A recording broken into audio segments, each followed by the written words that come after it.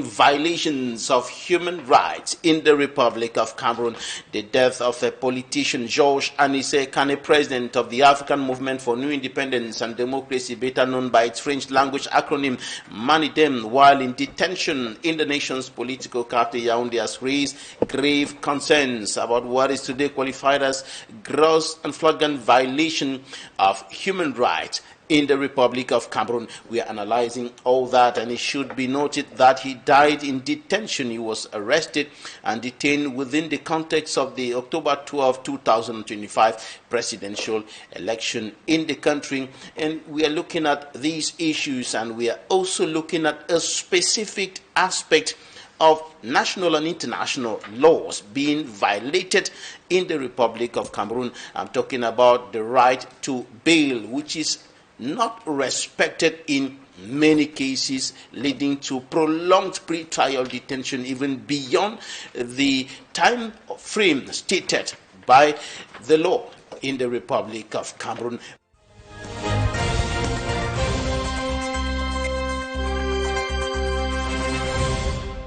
Thank you, ladies and gentlemen, for staying with us. Our guest today, Dr. Barrister NKAMWAH LIMEN, a legal mind, the author of the book, Bail in the Common Law and Civil Law Jurisdictions in Cameroon, Evaluation from a Practical-Based Perspective. Dr. Barrister, welcome to the program. Thank you so much, Mr. Babila. It's a pleasure being here today. Right, let's begin by looking at issues concerning the death of Anissé Kane, who was the president of the African Movement for New Independence and Democracy and who died in detention. What is your perspective about this?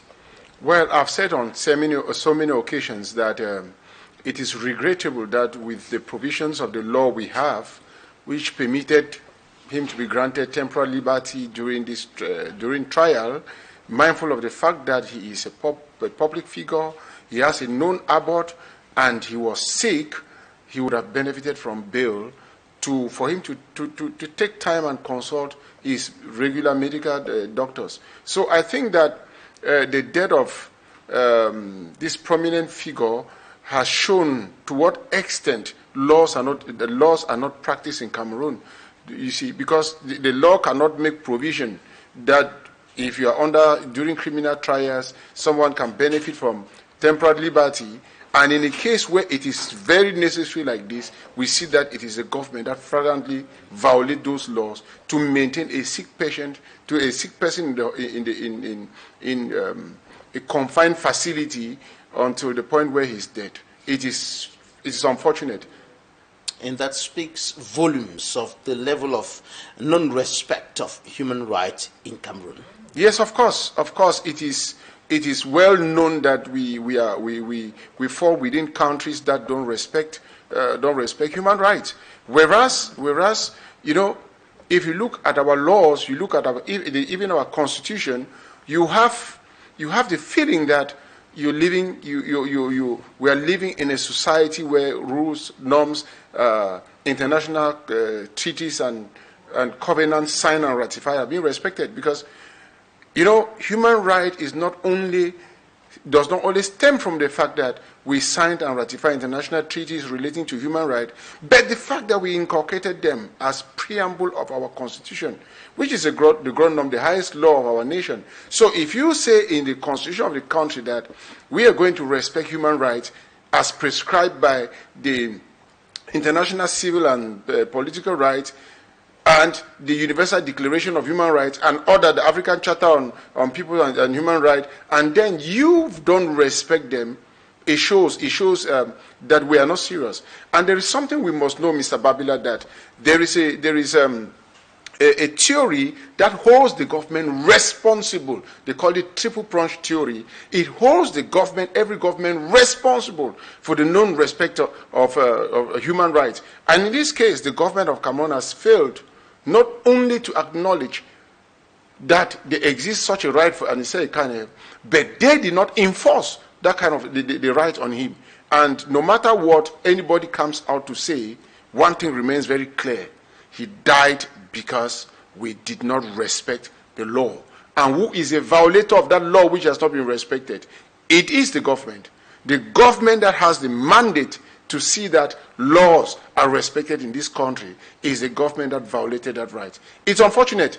No matter what justification they give that he came out and published a list of the winner of election, this and that, the question is, does the law provide that in cases where you are being prosecuted and you have sufficient guarantee, and in your condition, in that sick condition, he benefits another right, which is right to medical, right to health, right to life. So it's not only about right of liberty that we're talking about. We're talking about so many rights that were infringed. And I think for sure that the family is not going to take this line down, because if government that has a responsibility to protect rights violate them, the government should be sanctioned accordingly. And even when we step back to his arrest, there are still a lot of issues there, considering the fact that he was picked up and taken to the nation's capital without an arrest warrant. Mr. Babila, I want to say clearly that the Criminal Procedure Code is the Bible that governs criminal procedures in Cameroon.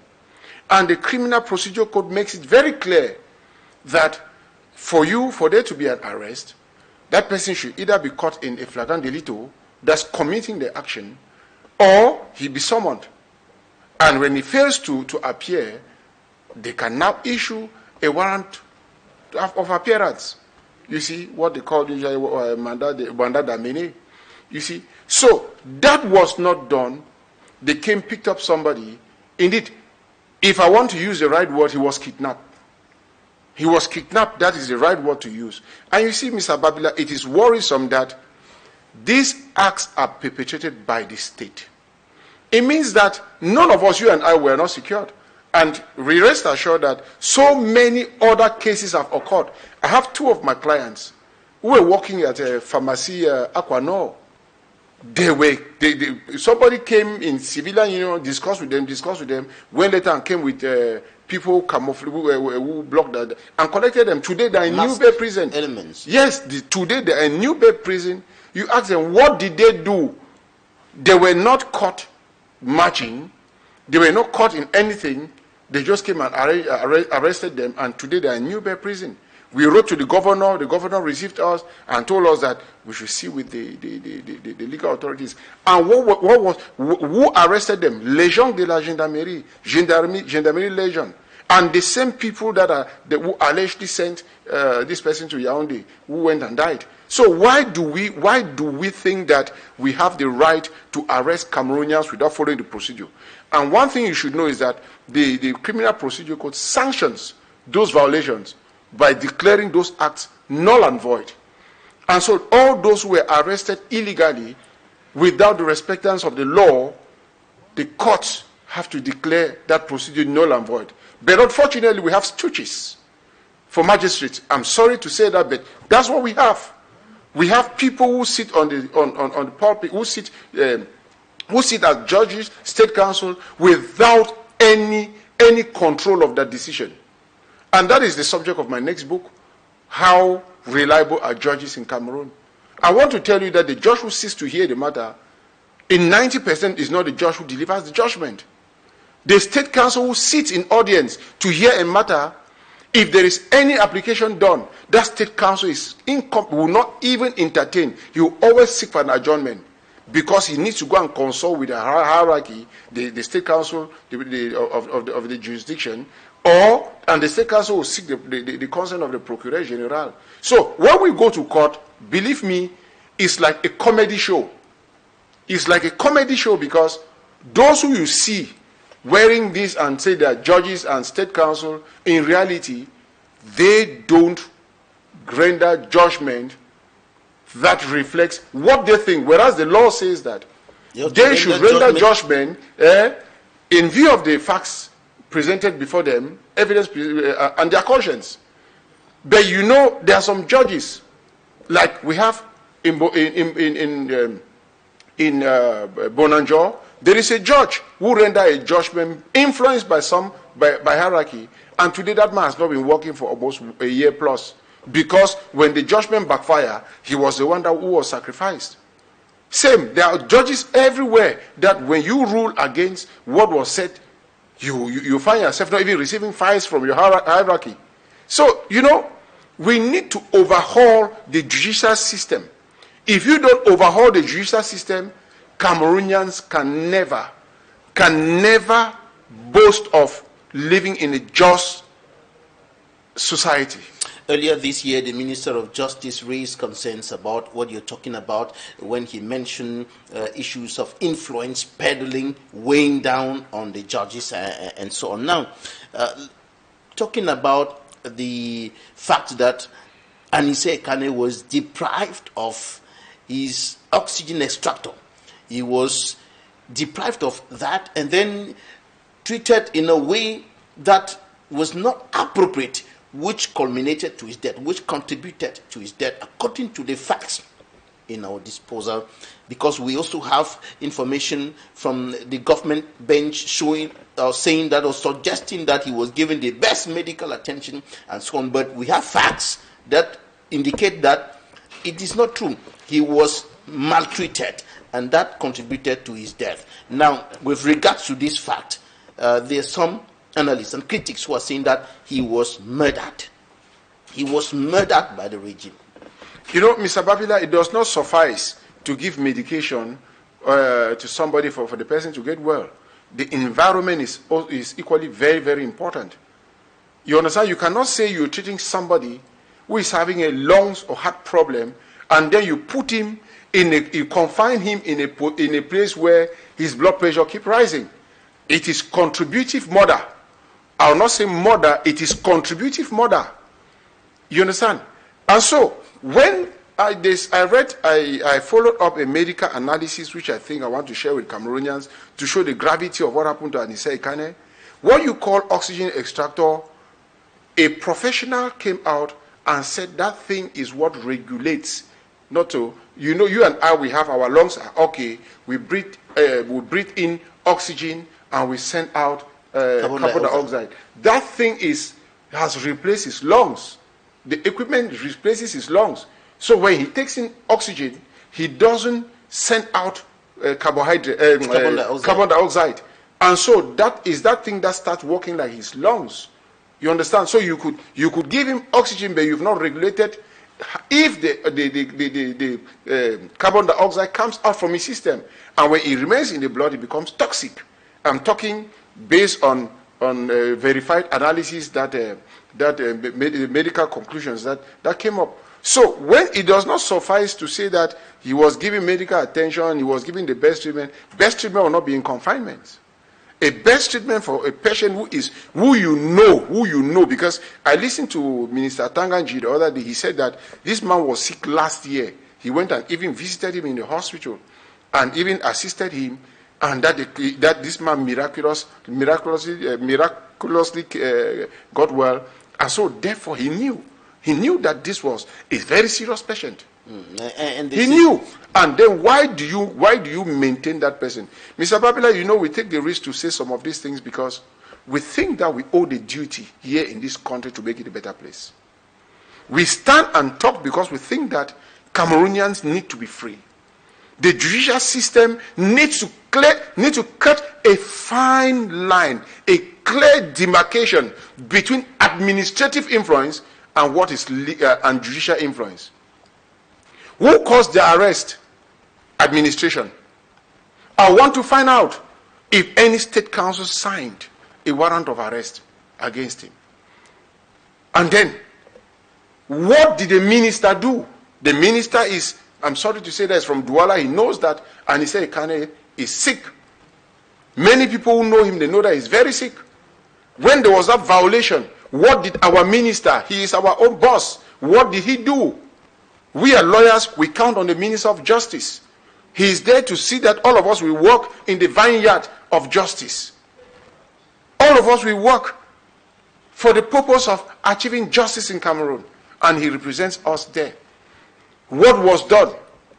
I have a senior colleague, Barrister Minister Momo, who is a fervent human rights activist before being a minister. What did he do when there was this violation? Look, we cannot sit and see this country being managed like as if we are in the jungle.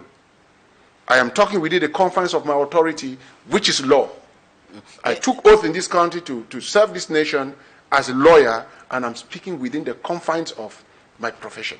Right, and there is a statement that came from one of your colleagues in the Cameroon Bar, the deputy head of the Human Rights Commission of the Cameroon Bar, who said that during a meeting with the Minister of Territorial Administration, when she raised the issue concerning Anise Ekane, the minister is said or quoted to have said that let Anise Ekane die and free Cameroon, and let Cameroon be free. Such a statement. Who will not die one day? Who is not going to die one day? All of us, we are going to die. So if you wish somebody's death, you too will die one day. So why are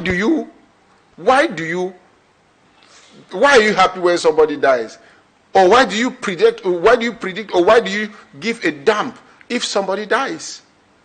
We will all die one day. I think it is honorable to save lives than to allow somebody you can help to die. This is definitely another blow on the image of Cameroon on the international scene. It is one of the blows we recently have. It's not the only case. I've reported to you that people were arrested from their homes in gross violation of the Criminal Procedure Code. They were sent to prisons and were taken to Yaoundé. Mr. Babila, it is a jungle. It is a jungle. How do you explain that in 2025, Mr. Babila, people don't respect procedure? The administration is not exempted from respecting the law. And that is the meaning of the rule of law, that everybody is subject to the law. And I'm happy that we know that the violation of human rights constitutes an infringement. And there is no infringement without sanction. And so there are sanctions that victims should bring, and we move forward. And unfortunately, as I said, our magistrates are more of stooges, because you will bring those human rights actions, and it will never prosper in Cameroon. Thank God that the law makes it clear that when you fail using home remedies, you now seek international courts. And so people should know that no matter the outcome of your action in Cameroon, you can seek international institutions and actually get compensated or reparations. Later news, meaning to our newsroom, indicates that Professor Abba Oyono, who was arrested with Anise Ekane and the others, has been set free, but there is Njekam Chamini, who has been sent to the Kondenge maximum prison over charges of an attempt on the integrity of the state and things like that. It's because the reason of his arrest was frivolous. Like many other cases, they should not limit themselves to the case of the professor. There are thousands of Cameroonians that I am calling on the head of state and the administration to release during this period of festivity. Release these children, these people, to go back to their families. Please, release them to go back to their families. The law provides, if you want to continue with criminal action, please grant them even bail to go back to their family. We don't need further stress in this country, because Cameroon, being a Cameroonian, is already a stress. Please, kindly liberate these people. I am pleading on behalf of my clients who are arrested in Pharmacy Aquano that you should release them, please. Of course, we are also and every other persons who were arrested. Yeah, we are also talking about Fabrice Lena, who was also arrested, and these are issues happening in a country where we often hear our authorities saying Cameroon is a state of law, everybody should respect the law, nobody is above the law, but it appears that some people are above the law in this country. The authorities should first of all know that the Constitution says that they should declare their properties once they are appointed. Who has done it? Of the Constitution. Of the Constitution. Who has done it? So, we shouldn't do selective implementation of our rules, of our laws. No. We shouldn't be selective. If we want to take the law, let us take the law. And let us not be discriminatory in implementing the law when we know that as a general rule, everybody's below the law. Right. Let's take a short break. Time for us to go to the newsstands, and we're looking at what the newspapers reported this week. And when we come back, we're looking at this specific aspect, this very important aspect of the law which is being violated in Cameroon, bail in the common law and civil law jurisdictions. Stay with us.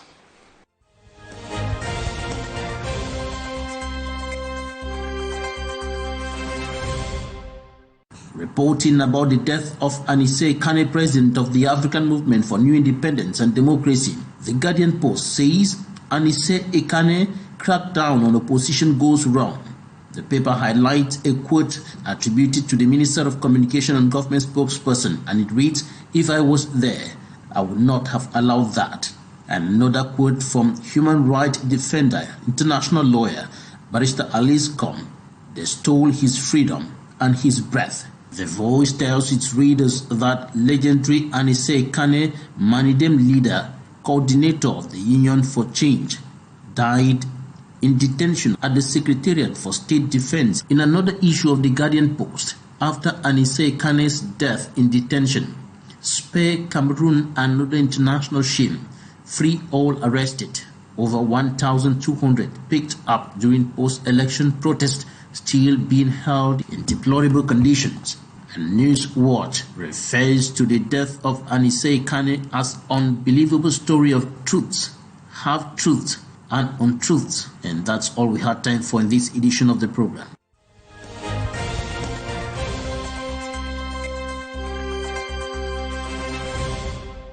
Right, you're welcome back. We're still with our guest, Dr. Barrister NKAMWAH LIMEN, legal mind, right advocate, and of course, author of the book, Bail in the Common Law and Civil Law Jurisdictions in Cameroon. And in the book, he's making a practical base evaluation of the implementation of this aspect of the law in Cameroon. Barrister, what is your observation as far as the implementation of this aspect in the common law and civil law jurisdictions in our country is concerned? You know, I write from the eyes, from the perspective, from a practice-based perspective, meaning that as a lawyer, I have most of the things I reported are things which are verifiable, that are authentic. And I will not want to take credit for this work all alone for myself, because this work passed through the hands of very fine legal minds.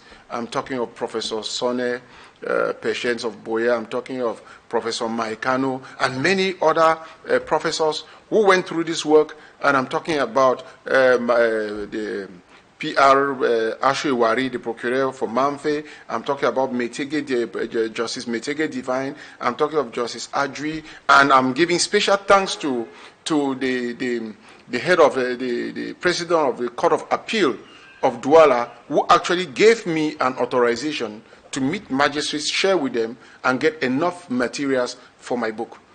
Look, the subject is very, very important. Important because, you know, there is a line, a very fine line between criminal and civil actions.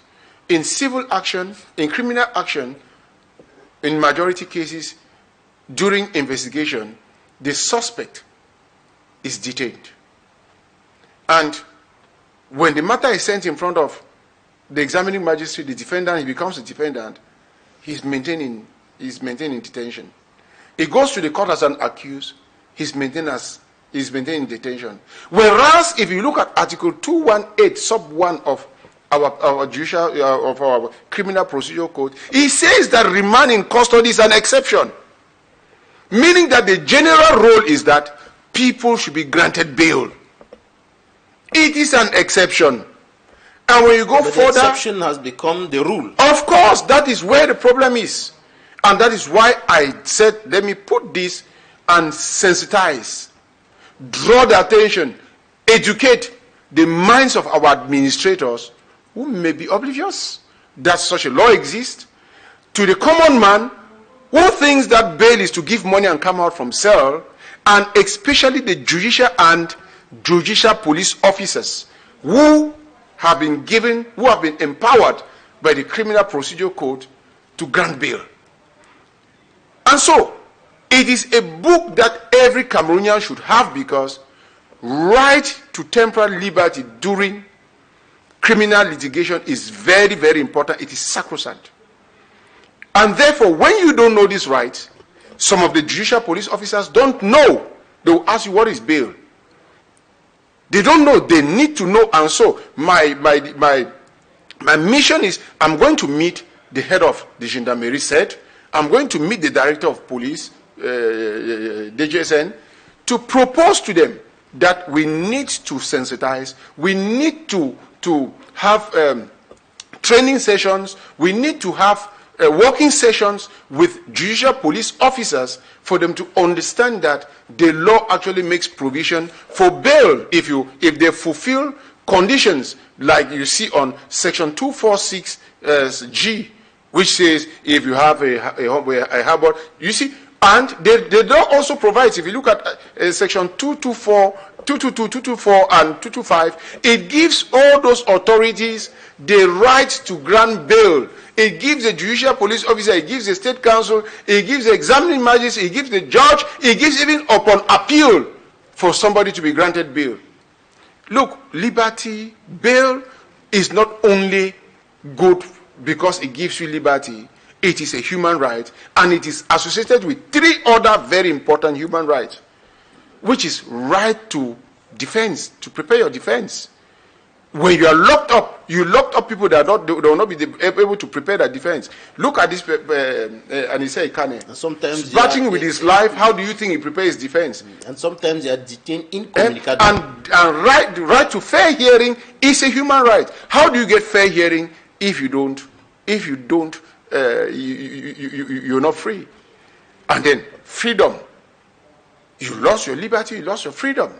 And then there is presumption of innocence, which is a fundamental principle in criminal law. If you look at section 8 of our criminal procedure code, it says clearly that anybody involved in criminal litigations is deemed not guilty until proven. Until proven during the trial.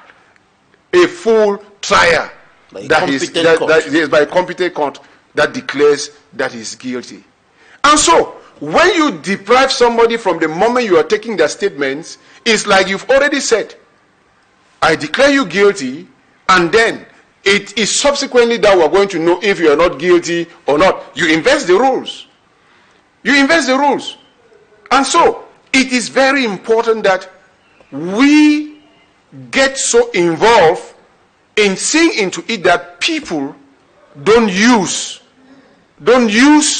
bail as an instrument to nail people, to sanction people, or to extort money from people.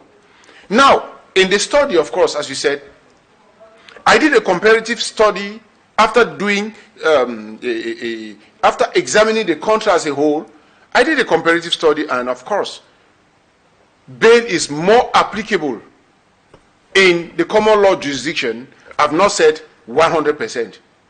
It is in terms of comparison, it is more applicable in the common law jurisdiction than in the civil law jurisdiction. Because when you move into the police station or the legal department in Anglophone, in the common law jurisdiction, you see that bail is free. You know, just that word, that bail is free, sends a signal, a reminder to everybody that you have the right to bail, and bail is free. You understand? And then, I had an experience that I want to congratulate the State Council of LIMEN. Matters that goes to him, he just said, forward them with the application for bail. You see, it is a good way of practice. So, unlike in the common law jurisdiction, the civil law jurisdiction, bail is not enforced as much as in the common law jurisdiction. And then the reason is that we have been practicing bail from our colonial past, from the laws, from the common law that we inherited from the British through Nigeria. We've been enjoying bail in all our lives, and so the criminal procedure code is believed. If I go by the observation of Senior Barrister Eta, the former batonnier, he says it is a hybrid law, and it's influenced 80% by common law principles for us to have such a wonderful book as a criminal procedure code, which unfortunately is not implemented. And because of the low implementation of the right to bail in the civil law jurisdiction, we have more cases of prolonged pre-trial detention, massive detention, increase of the population of detainees in the different incarceration centers above the capacity of those detention centers. Mr. Babila, those are some of the issues in this book I draw the attention of the government. When somebody is under custody, that person is under the control of the state budget, meaning that that person has a right to eat. But you believe me that somebody who is in cell in this country, if your family members don't bring, I'm talking of police cells, if your family does not bring you food, nobody gives you food. Whereas it is a duty of the state to provide you feeding, lodging, your health, take care of your health, and when you put all those things, when you quantify all those things, it's expensive to do. And then, the state council do not do their jobs well because the state council has the competence, is empowered to move from one cell to the other and verify those who are there and those who are not supposed to be there. He released them immediately. But then there is a bad affair between the judicial police officers, the bosses, and the state council, because you tell the state council is my cell. No, the police, the gendarmes don't have a cell. Cameroonians should know today that the cells that are found at the police and gendarmes does not belong to the head of that unit. No, it is the cell of the state council. All investigations are done under the control, supervision of the legal department. And so, the law makes it clear, Mr. Babila, that you should be granted bail during criminal litigations. And why? I want us to establish this, Barrister. Yes. Everybody has the right to bail, is that? Everybody has a right to bail upon the fulfillment of certain conditions. You understand? And what are the conditions? Mr. Babila can have a problem, he goes there, they give himself bail. We know Mr. Babila is a popular person, he works with Equinoxe, okay, we grant himself bail, he goes back. The second is through a caution. Financially, in that, okay, we don't know you so well, can you come with people and money, people or money for surety? They will come now and give you, and put the amount of money that is being requested upon a receipt. Because that money is refunded, that money has to be refunded. If you are eventually put in prison, that money has to be refunded. If you are eventually set free, that money has to be refunded. You see, so when you fulfill those conditions, and then they said the general rule is that everybody who has a fixed and known abode should benefit from bail. Means that if you know that this person lives here, you know you grant bail. Then some of the judges say that Cameroon is not well planified, so you can easily not know. They will tell you that I live behind Total, you go through Mami Koki's place, you go, and so it becomes difficult for them to know. But use the alternative. Use the alternative that, okay, bring some money, put as a caution, and we give you bail. Now, Barrister, there is something that is recurrent. We hear this every now and then, people are arrested. Sometimes the law enforcement officers carry out raids in some neighborhoods, and they pick out people who do not have their identity cards. Maybe they forgot in their homes and things like that. And they pick out people like that, they pick people and then they take them to the cell. And then the next day, you're asked to pay to leave the cell. You're asked to pay. Because you slept there, you have to pay. 15,000, 20,000, 50,000, and so on and so forth. And even people whose identity cards are brought to the police, they are asked to pay. You know, I'll start by making it clear that it is an offense to be caught without your ID card. It is an offense. So Cameroonians should know that it is an offense. But when you are arrested and you can prove, you bring your ID card to prove that you had an ID card, I think there is a human face in the implementation of law. We don't enforce law like if you want to enforce law vigorously, you will see that law is not going to achieve. Every law has something to achieve. What is a mischief role? What is the finality of that law? What problems do they want to resolve? And so the law has a human face that if you can show that I just forgot my ID in the house and that they bring your ID, the law should liberate, should let you go. You know, it's we have a wonderful forum, Dynamic Legal Minds, where we have top lawyers, and many good legal minds. We've discussed this on that forum, and some people are saying that no, since an offense has been committed, the person should be sanctioned. While some other people think that if the person comes with the ID card, he should be released. You see, so my position is that if this person actually had and was not in possession of the ID card then, at the time of the arrest, yes, and then we know that it is possible that you forget your ID card and they bring the ID card, simply release the person. But you know, of course, that in Cameroon they don't release people when you don't give money. It is a general practice. It's a general practice, mostly in the francophone regions. In the civil law jurisdiction, they don't release people when you've not paid money. Now, let's proceed, Barrister, to talk more about the implementation of the right to bail in the common law and civil law jurisdictions. You are not only analyzing what is happening now, but you're also giving suggestions on how to correct these wrongs or the low implementation of the right to bail, both in both systems, but more so in the civil law system where the practice is still quite low. Yes. You know, I want to say, Mr. Babila, that this book is not only to protect rights, it is very educative. Reasons why it was produced in the UK and the US, and they sell in most of the platforms, international sale platforms, and has been translated into 7 international languages because it is an academic work that is produced by Lambert.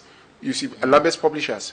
So, look, I propose in the book how to reduce this disparity in the enforcement of bail.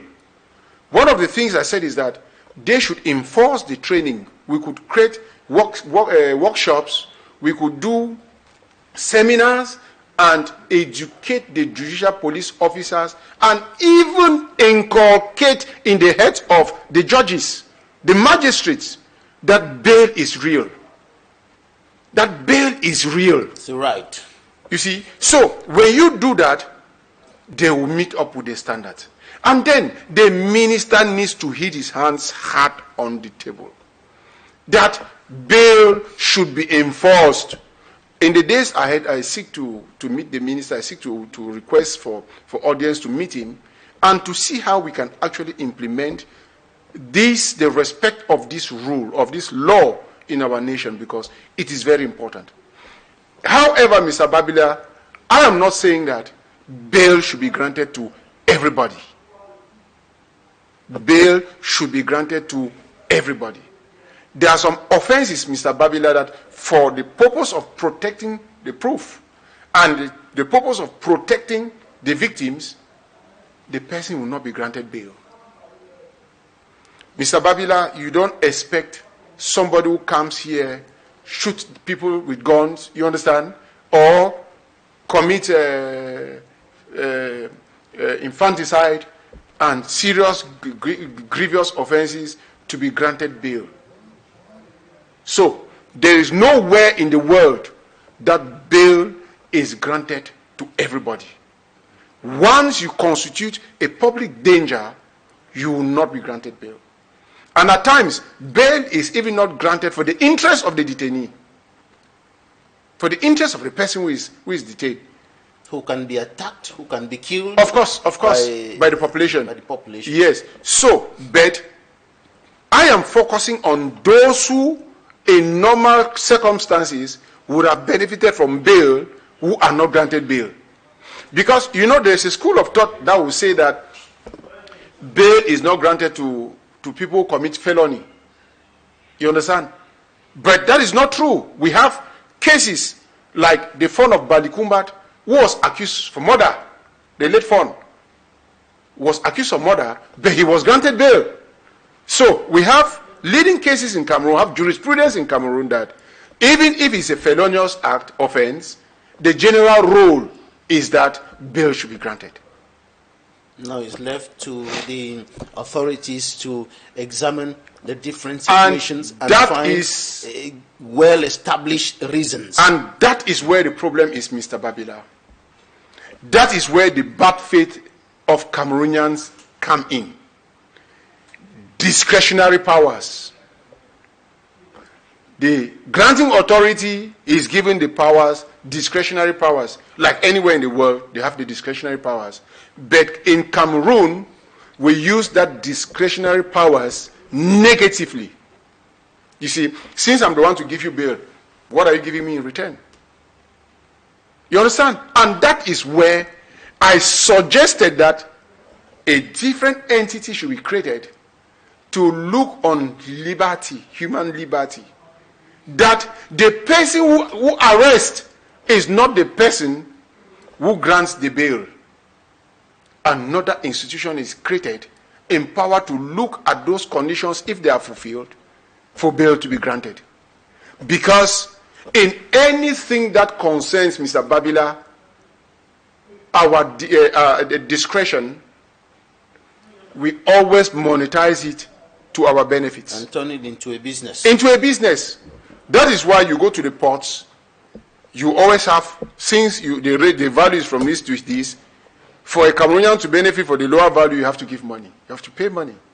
You see, so we have a very corrupt mind that if the law is not, if institutions are not placed to protect those corrupt minds who abuse those rights, those discretionary powers that are given to us. And that is what is happening in Cameroon. And that's definitely one of the things that you're seeking to correct through this book, as you said earlier, published in 7 languages, international languages, in English, in French, in German, Italian, yes, and of course Russian language. Indeed, you go to the website, you just Spanish type language. Spanish. You go on the website, you type bail. Go to Google, you type bail in Cameroon, and you see all those platforms that the book is being sold. Right. We hope that the book will serve the purpose for which you took time to compile all these facts, to compile all these elements in this book. And of course, you are recommending that to all lawyers, all legal practitioners, and just non-lawyers, everybody. Everybody. Yes, you should because know. The right to bail is something that concerns everybody. Even the magistrates, even the judicial police officers, they should have this book. And Mr. Babila, why should they have it? Is because when we get up in the morning, we go to our offices.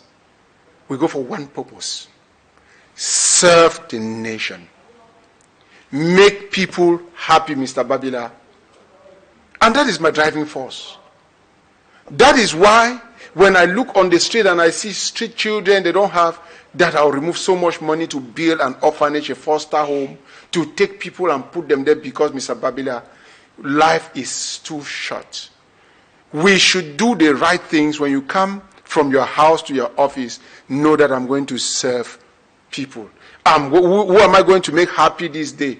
And Mr. Babila, there's a lot of riches when you make people happy. You find you were present in my launching ceremony of my book. I thank Equinoxe a lot. Equinoxe is reputed for being a TV station that fights for rights, and especially rights to liberty. So you people were present. You saw the testimony from my clients. You saw the testimony from people on my humble person. And Mr. Babila, it is just the fact that when you get up in the morning, you as a judge, you as a policeman, you as a gendarme, you as a minister, you as whoever, where God has placed you, go to your workplace with one objective: serve Cameroonians. Make many more Cameroonians happy. And it's only that way that you too will be happy. You serve Cameroon, serve Cameroonians, and they will in turn serve you. But if you serve yourself first, we know what happens to people who serve themselves. It becomes a problem. Yes. For even God himself says, seek first his kingdom and his righteousness, and all the other things shall follow. And God equally said that he would judge all those who he gave them responsibility to take over his children, to care for his children. Yes. So, having a post is a divine blessing for which you will be accountable in front of God. Thank you so much. Dr. Barrister NKAMWAH LIMEN, thank you for coming. It's always a pleasure, Mr. Babila. It's also a pleasure for us. Each time we have you on set, each time we have to listen to you. Thank you so much for sharing all these insights and wisdom with us today. God bless Cameroon. God bless my people. Thanks, ladies and gentlemen, for staying with us.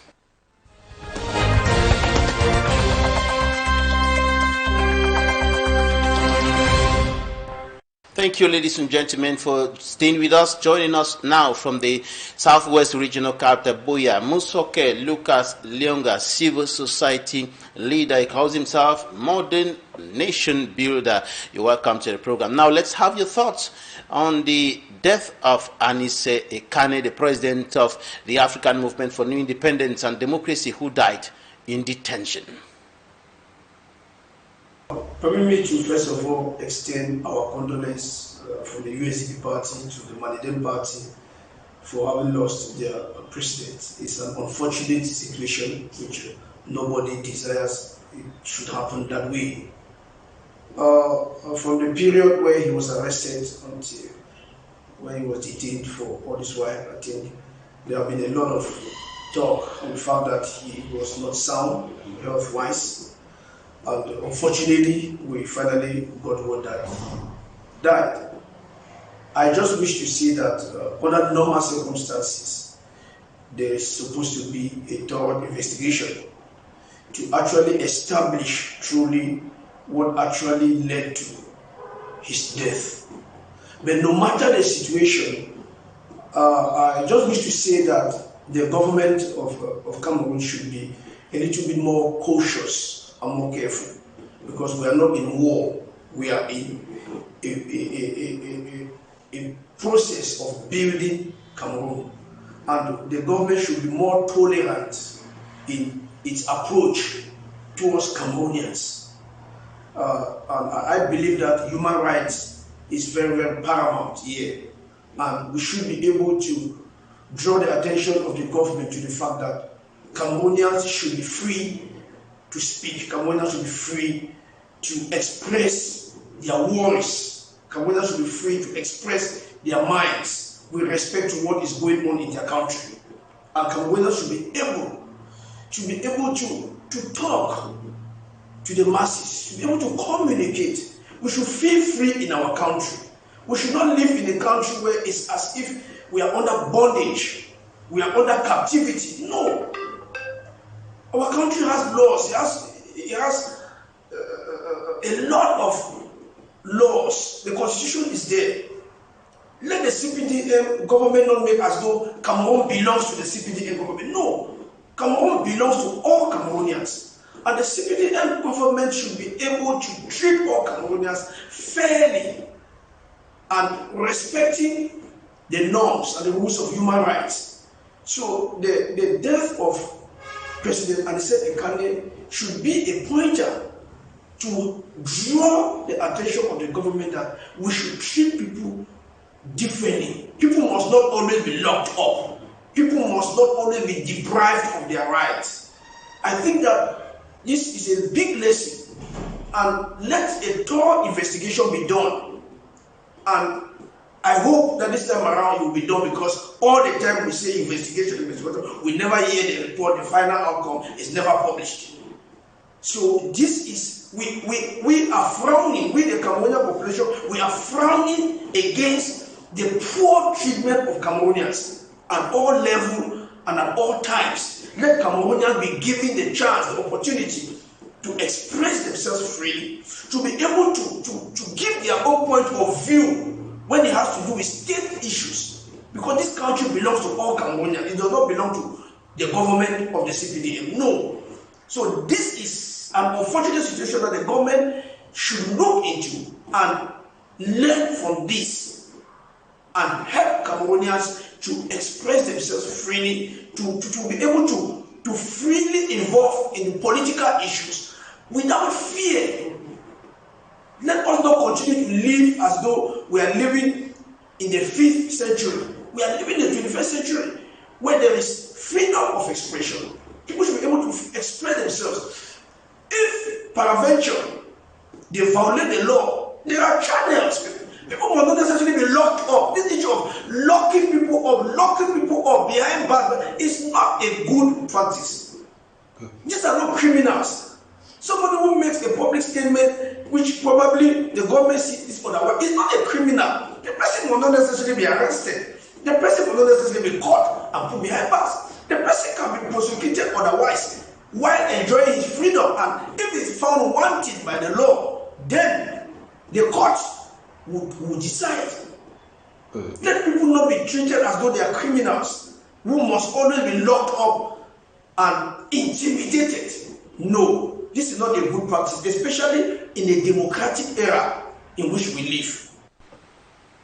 Right, and it is within this context, Musoke Lucas Lyonga, that your party, the United Socialist Democratic Party, USDP, is coming in with some new strength, and you're looking at this strategy of reclaiming the people's power through social justice and, of course, unity and grassroots transformation. How do you intend to go about this? What will be different from what we've been hearing from the authorities of this country for the past 4 decades and more? They too have been talking about these things: social justice, unity, peace, and so on. But we've seen the contrary that's been happening in the country. So what new are you coming in with? Yeah, maybe to say that the USDP party, that the United Socialist Democratic Party, whose major focus is true democracy. True democracy in the sense of making it possible for the people to take back their power, because power belongs to the people. It is the people that go to the poll to vote. It is the people that put leaders in power or in authority.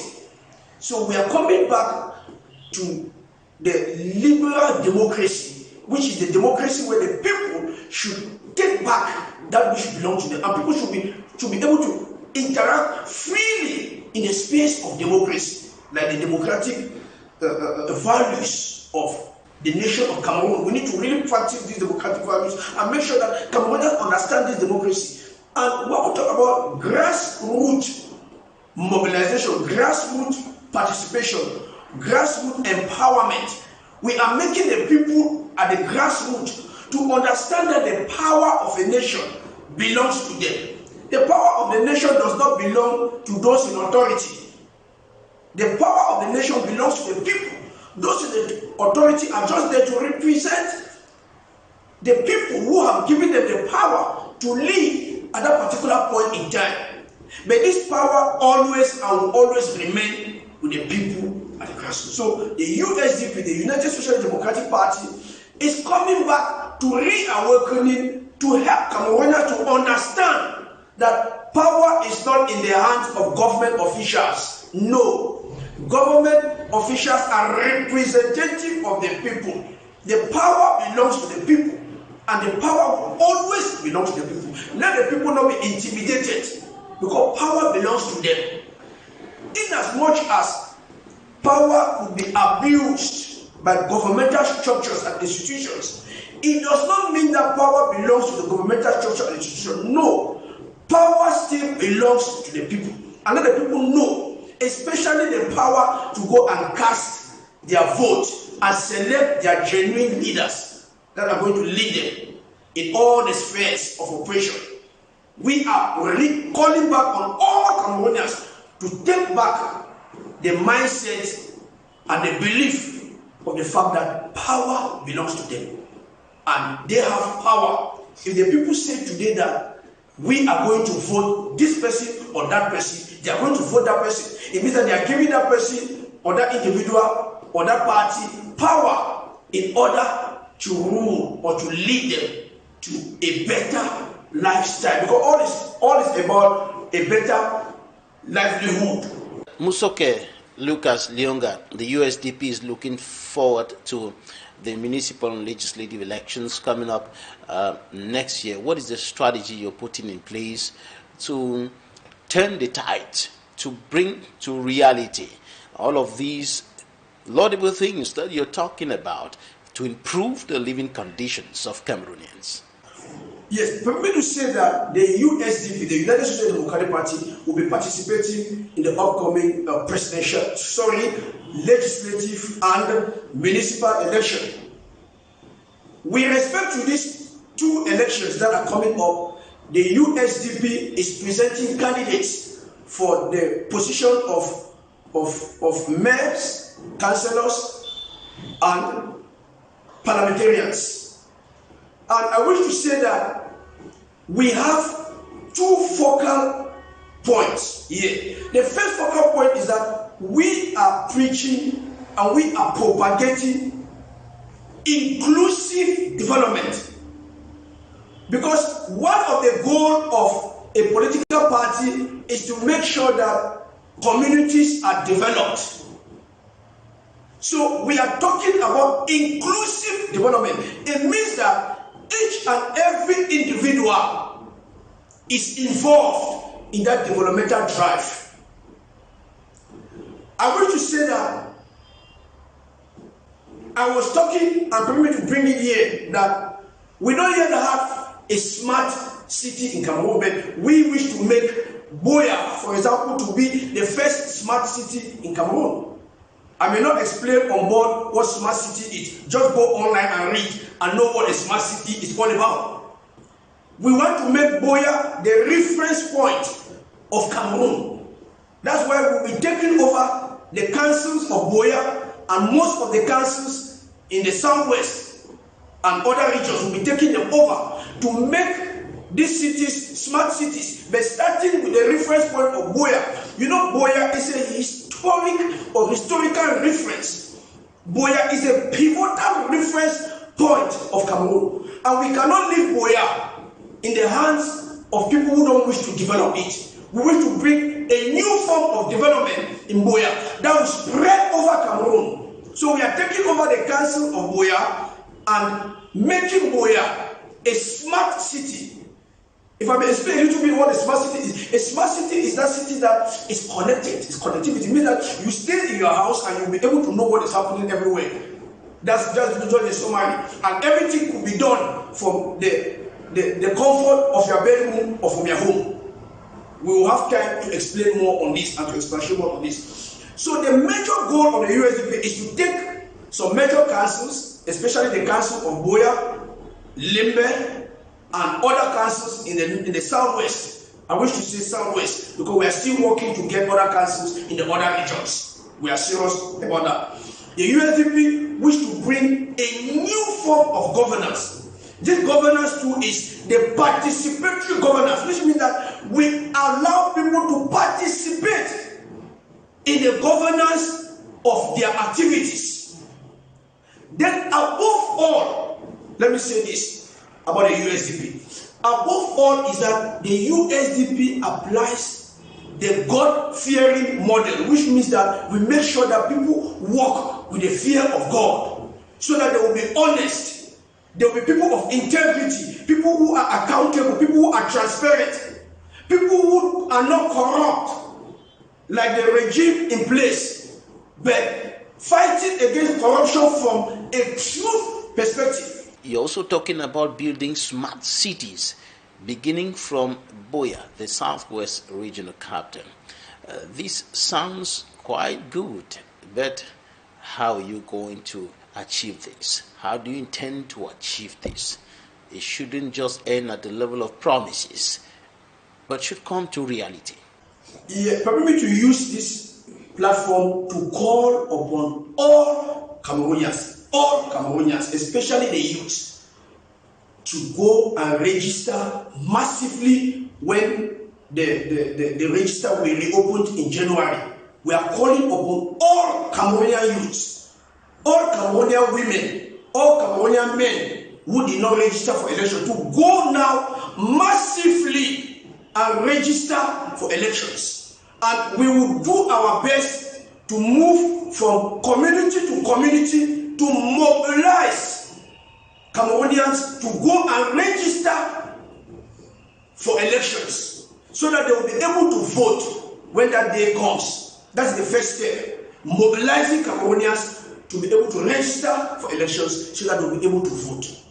That's the first thing. The second thing which is there is that we have put in place already a USDP leadership that is already working and mobilizing the communities already on the grassroots, so that the communities should understand that there is something new that has come, that the old that they knew that has not yielded fruits is passing away, and that there is something new called the United Socialist Democratic Party, that the USDP. This is a vision-carrying political party that is coming to make itself known to the grassroots. So everybody should expect us. We are coming from house to house, home to home, to talk to everybody down to earth, to go out, register, and to vote for the United Socialist Democratic Party, the only party that carries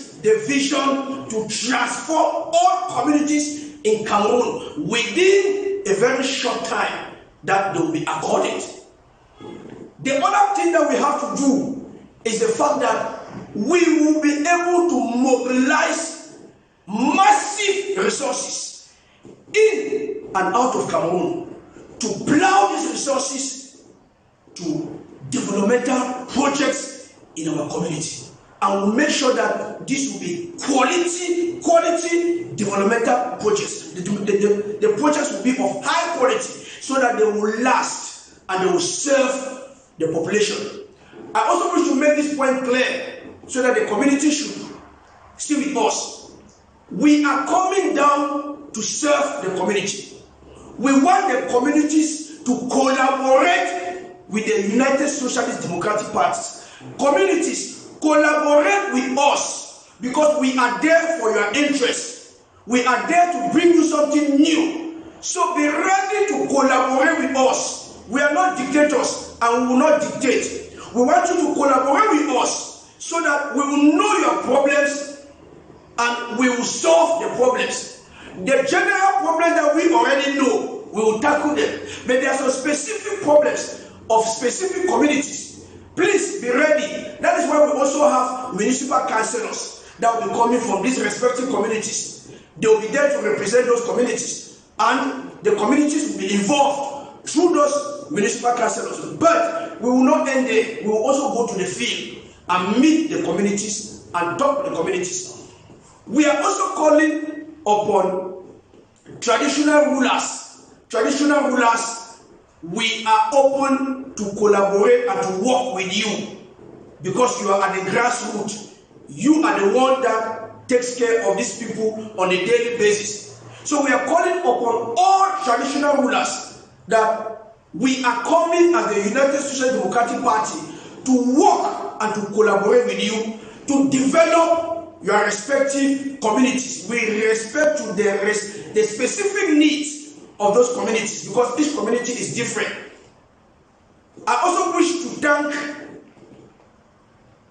the president of the United Socialist Democratic Party, Prince Equinoxe, who has been working tirelessly, sleepless nights and so on, to push the ideologies of the United Socialist Democratic Party, the USDP. Thank you, Musoke Lucas Lyonga, for joining us today from Boya. And that's it for today's edition of The Insight. Thank you for staying with us.